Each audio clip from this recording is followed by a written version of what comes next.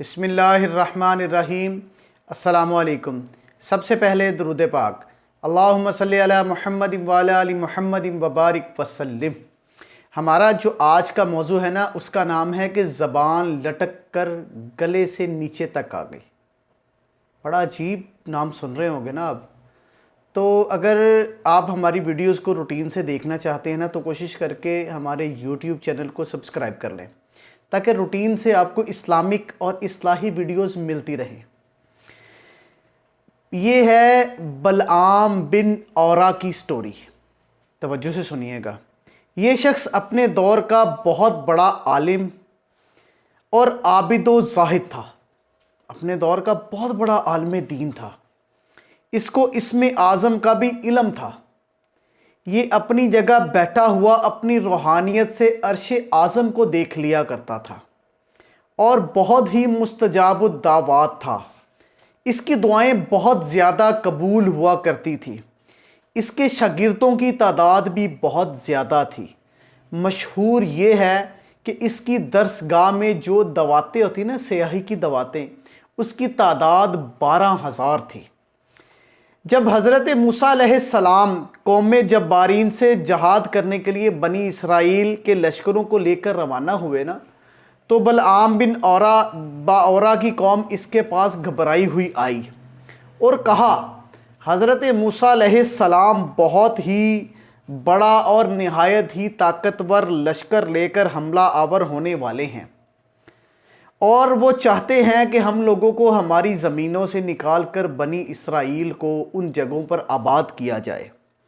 اس لیے آپ حضرت موسیٰ علیہ السلام کے لیے ایسی بد دعا کیجئے کہ وہ شکست کھا کر واپس لوٹ جائیں۔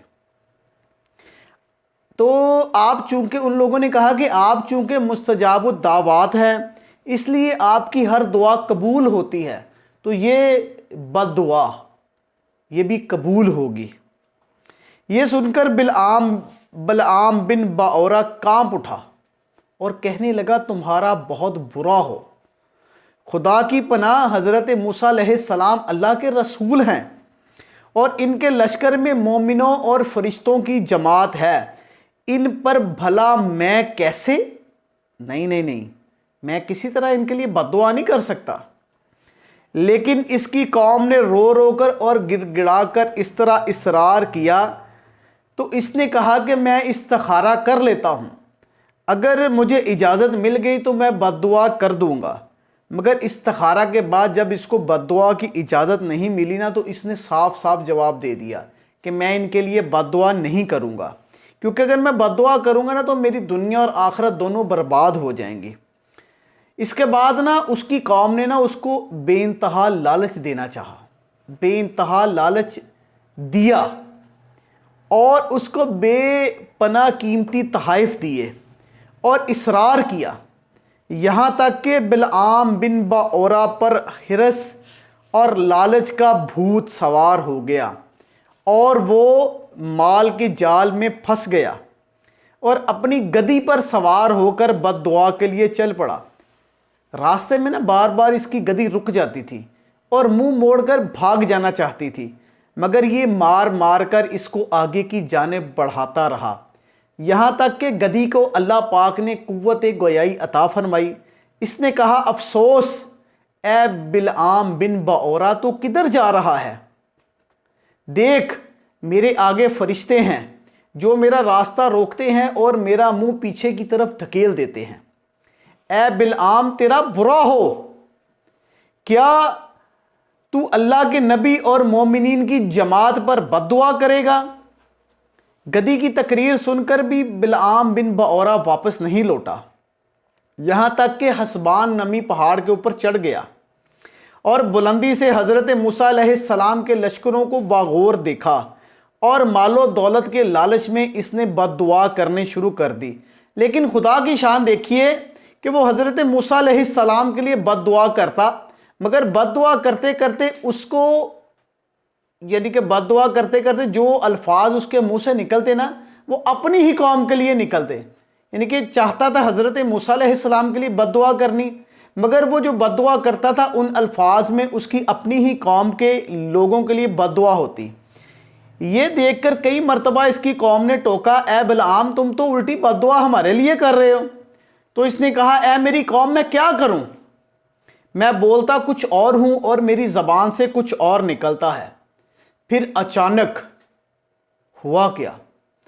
ہوا یہ کہ اس پر غضب الہی نازل ہو گیا اور اس کی زبان لٹک کر سینے تک آ گئی، گردن سے سینے تک آ گئی۔ اس وقت بلعام بن بعورہ نے اپنی قوم سے رو کر کہا کہ افسوس، میری دنیا اور آخرت دونوں برباد ہو گئیں اور میرا ایمان جاتا رہا، اور میں قہر و الہی کے غضب میں گرفتار ہو گیا۔ اب میری کوئی دعا قبول نہیں ہو سکتی، مگر میں تم لوگوں کو مکر کی ایک چال بتاتا ہوں۔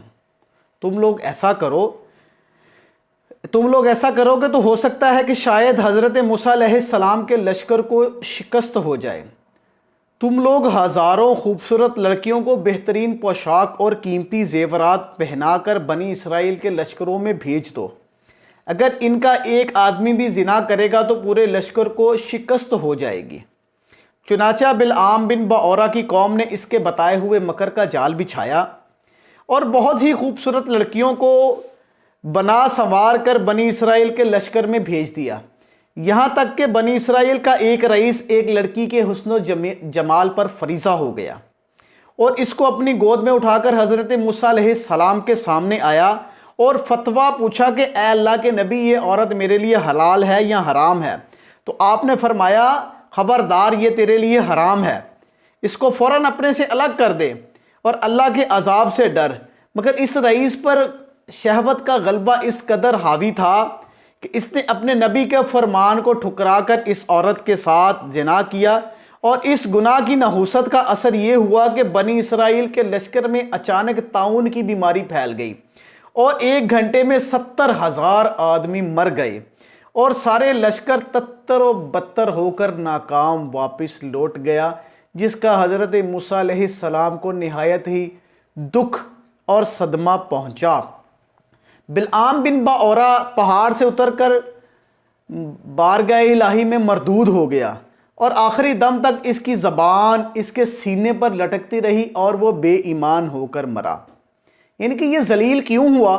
روایت ہے کہ بعض انبیاء کرام نے اللہ تعالیٰ سے دریافت کیا کہ تو نے بلعام بن بعورہ کو اتنی کرامتیں عطا فرمائیں، پھر اس کو اس قدر ذلت میں کیوں گرایا؟ انبیاء کرام نے پوچھا تو اللہ تعالیٰ نے فرمایا کہ اس نے میری نعمتوں کا کبھی شکر ادا نہیں کیا تھا، اور اگر وہ شکر گزار ہوتا تو میں اس کی کرامتوں کو سلب کر کے اس کو دونوں جہان میں اس طرح کا ذلیل و رسوا مت کرتا۔ یعنی کہ ہمیں اس سے درس ہدایت یہ ملتا ہے کہ ان عالموں اور لیڈروں کو، جو ہمارے عالم ہیں نا، ان کو اور ہمارے لیڈروں کو سبق حاصل کرنا چاہیے، جو جان بوجھ کر اپنے دین اور ایمان کا سودا کرتے ہیں۔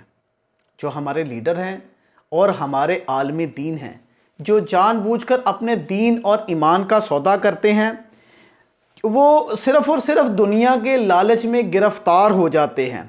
جس طرح بلعام بن بعورہ نے کیا، وہ اللہ کے نبی پر دانستہ طور پر بد دعا کرنے کے لیے تیار ہو گیا تھا، تو اس کا اس پر وبال یہ پڑا کہ دنیا اور آخرت میں ملعون ہو کر اس طرح مردود ہوا کہ اس کی زبان تا قیامت تک اس کے سینے پر لٹکتی رہے گی۔ اللہ اکبر۔ ہر مسلمان کو کوشش کر کے دنیاوی دولت کو آخرت کی دولت پہ ترجیح نہیں دینی چاہیے۔ کوشش یہ کرنی چاہیے کہ ہمیں آخرت میں جو انعام ملنے ہیں وہ ہمیں دنیا کی دولت پر قربان نہیں کرنے چاہیے۔ ہمیں دنیاوی دولت کی لالچ نہیں ہونی چاہیے، کیونکہ غضب الہی کی تلوار ہر وقت لٹک رہی ہے۔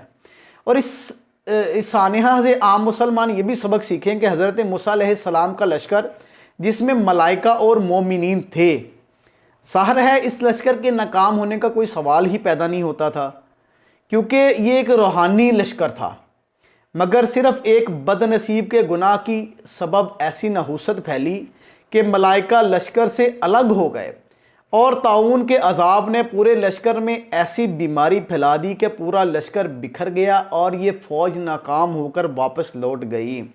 اس لیے مسلمانوں کو لازم ہے کہ کفار کے مقابلے میں اگر وہ کامیاب ہونا چاہتے ہیں تو ہر وقت گناہوں اور بدکاریوں کی نحوست سے بچتے رہیں، ورنہ فرشتوں کی مدد ختم ہو جائے گی اور مسلمانوں کا رعب کفار کے دلوں سے نکل جائے گا، اور مسلمانوں کو نہ صرف ناکامی کا منہ دیکھنا پڑے گا بلکہ ان کی عسکری طاقت ہی فنا ہو جائے گی، اور پوری قوم بھاگتے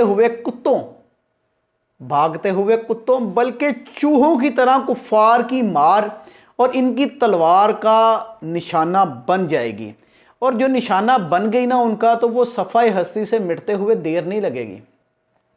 کوشش کریں اپنے آپ کو ہر وقت پاک اور صاف رکھیں، اپنے ذہن کو صاف رکھیں، کسی بھی قسم کا گناہ کا خیال دل میں آتے ہی لا حول ولا پڑھ کر اپنے آپ پر بھی پھونکیں اور دوسروں پر بھی پھونکیں، اور اگر ہو سکے تو ہماری اس ویڈیو کو آپ لوگ شیئر کریں، ہو سکتا ہے آپ کے ایک شیئر کرنے سے کئی لوگوں کا بھلا ہو جائے۔ جزاک اللہ۔